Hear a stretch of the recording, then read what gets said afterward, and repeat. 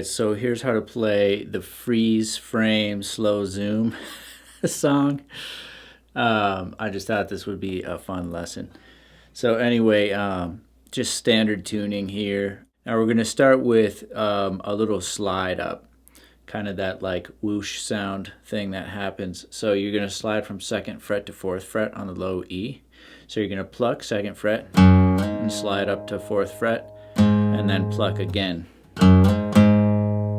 So you pluck, slide, pluck, and you do that twice. Then we've got a big D flat 5 chord.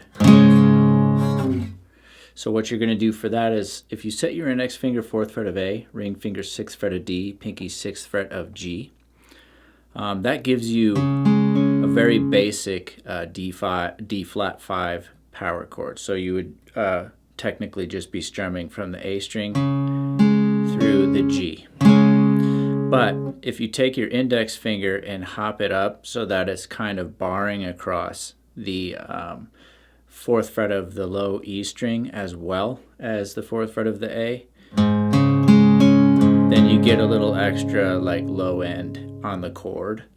So when you strum that, you just get kind of a beefier chord. And what I like to do is strum it and kind of slide down. So, okay, so here's what we got. Okay, then we have the little walking bass line, or it might be a cello. So what that is you're going to play most of this on the D string. So you set your index finger 4th fret of the D string. You pluck, set your ring finger down 6th fret, pluck, pinky 7th fret. So you're just doing a walk up. Then you're going to take your ring finger and set it down here on the 6th fret of the G. And you're going to pluck, do a single pluck there. So here's what we got. Then you're going to hop your ring finger back up to 6th fret of the A. And that's where that little piece of the riff ends. So you've got, one more time.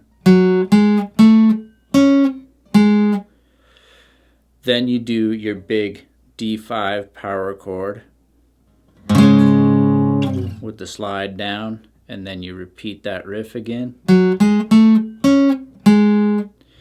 Then your D5 power chord again.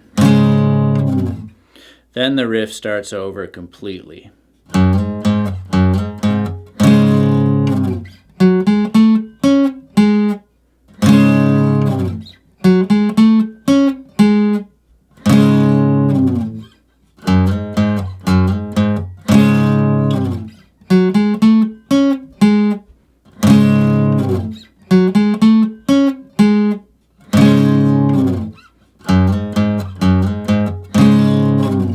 Alright, so I hope that helps you play this song. Go ahead, hit the like and subscribe button, and I'll see you on the next video.